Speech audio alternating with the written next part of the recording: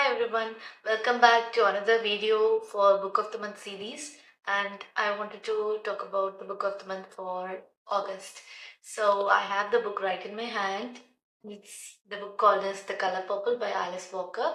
For those of you who are not aware of what this book is about, I'll give you a short intro. So let's first talk about the book.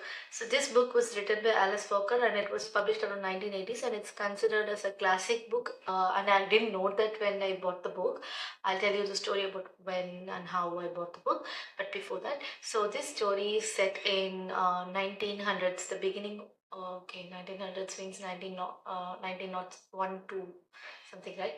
Okay, so it's set in 1900s and before the independence of India, and it revolves around two sisters, and they both have so many struggles throughout their life, and they have a really problematic lifestyle, especially from their childhood, in the name of their father, and also in name of what the society calls as a married life. So what it used to be, so they have their difficulties and they are very close to each other, and they get separated after the first sister, Celie, gets married. They're separated. And it's a long journey of them yearning to meet each other, to just hug each other, to just know that the other person is alive. Like, it's a very long journey, and it's like a long period of time. And they might finally, might meet or might not meet. Spoiler, they do meet at the end. It's a happy ending of sorts. So we follow Celie and her sister's journey, and we try to, we try to understand the pain and the struggle, the sisterhood, the strong bonding, and all that. It's just packed with so much emotions. First, I'll give you another intro, which is about the Book of the Month series. If you're new here, Book of the Month series is something I did for this year, which is to read a book for a month. So that I'll be reading 12 different books for each month, and each book would be of different genre.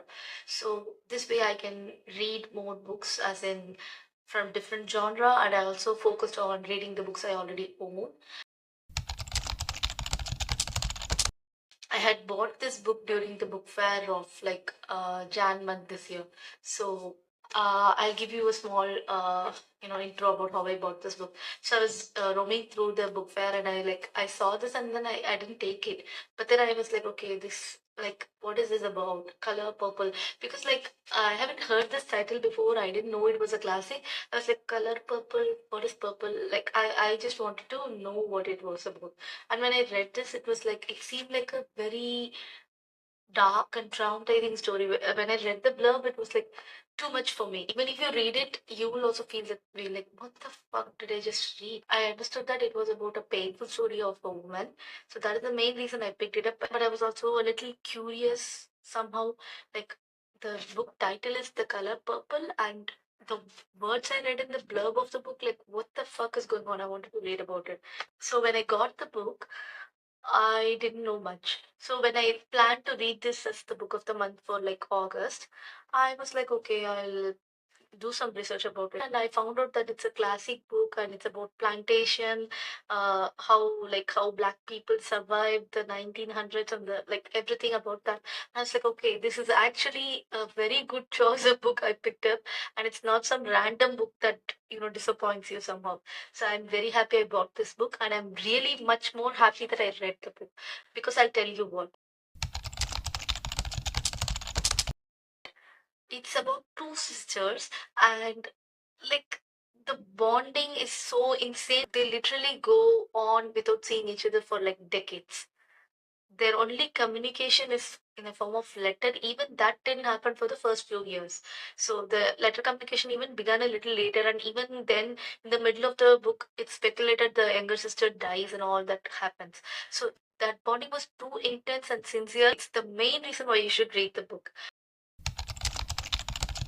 I'll also give you some other facts. There has been two movies that has been made based on the book. I think the first movie was made in 1980s or 90s, and it's been very much appreciated. The recent one was made around 2023, I think, and a lot of people you already know might be a part of this movie. I didn't hear a lot of positives about the recent movie, but again, if you want to check it out, do check it out. And if you're someone who want to read the book, please go for it, because I'll tell you two things that might convince you. The book is not that long. As you can see, it's only around yeah 250 plus page, I think.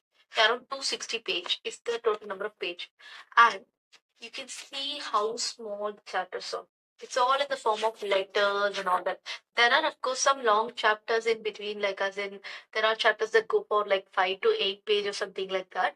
But those are like only in the back half of the book. So initially you can pick up the pace very fast. I also want to bring something to your attention, which is that I was very much confused when I started to read the book, because the English was so different. I think the English was like during that time, black people spoke in a different way, I think, and to capture the essence, the English seemed like the spelling and everything seemed a little different from what you normally read. But I got used to it after like 10 to 15 chapters, and then I'm like, okay, this is how they used to talk, and I really learned so much because of that. I was very much impressed that I actually chose this book, because if I didn't, I wouldn't have known about all the things I learned. As a human, everybody should learn what so many people in this world have suffered through. This one such tale, and it's a tragic tale with some glimmers of hope. And there are not just Celie and her sister. So it's Celie and Nettie, and I don't know if I'm pronouncing it correctly. I'm sorry if it's wrong. They're the sisters, and you root for both of them, because like both of them are very kind to each other, and like they want to help anyone who comes into contact with them, and they love each other so much, and like they are very good human beings, if you ask me. Like mostly for most of the story, they don't do any harm for anyone. They're very genuinely kind people, and I really liked both of them. Like I like both of them for fighting their fight and living their life hoping to meet each other one day. And there are other notable characters, of course. I'll start with Shug Avery, and Shug Avery is something like she's that unstable character who you don't know whether you root for or not, because they do something that makes you want to root for them, and then they immediately change something, and like, okay, why did she do that? Like that is the vibe of Shak Avery, and I still like her because she made Celi's life much better. So that's something I want to talk about. And of course, who wouldn't like someone who's like, there to point out men to like, you don't have to do so, like put men in their place. Like she does that a lot, and I really like that. Next, I want to talk about Sophia, and Sophia made me cry, especially that one chapter where she had to go through the horrible, worst things I can possibly imagine. And my eyes were teared up, and I was like, I needed to literally look away from the book out of the queasiness I felt. So it was horrible, and she was so strong. And even after going through all those like, nonsense, she got back to herself. She came back, bounced back, and she was a better. Like I really liked that about her. Like she was like, okay, that's someone you need to be inspired from. There are, of course, other characters like Mr. Dash, who's never named, and there is Harpo. There are people Nettie is involved with. I'll check it out. There is Samuel and Corinne, Olivia and Adam, and Tashi, and all of them are like that. These are like very notable characters. What I loved is this book is like only 253, 260 pages, and the chapters are like some of the chapters are very small, but it still managed to bring out like one of the best stories I've read this year, like with so many detailed, extensive characters. You won't be reading pages and pages of monologues or details about a particular character or a situation. You might be reading a little long chapter at times, but it's never about one character or one particular setting. Even if it jumps into like a very big paragraph of something, it's probably because like it details something in a way that you know brings something else from your mind. When you read it, it's like it's about some particular thing. But when you, as you read it, it progresses into some other meaning. You're like, okay, you get it out of reading the whole big paragraph or something. Like that's how the book is written.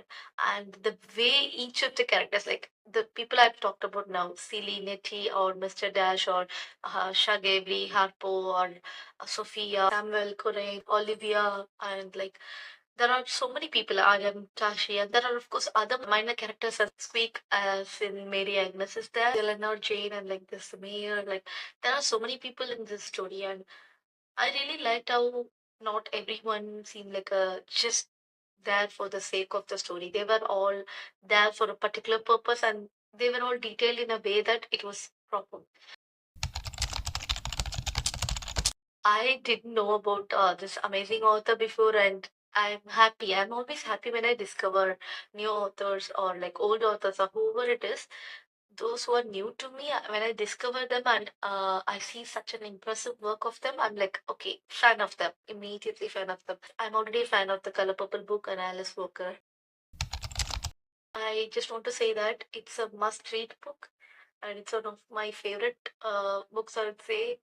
And I would also love to watch the movie, both the movies, so I get a better experience and like I feel it all in. I would really suggest you the same to read the book and also watch those movies because like we're all in like we are all in like our own world. We don't know stuff. So when you read these kind of books in especially in a story format, you get to know, of course, extra information as in like fictional details, but you also know the pain and all the all the things that the person went through because of that particular bad thing that happened in the past.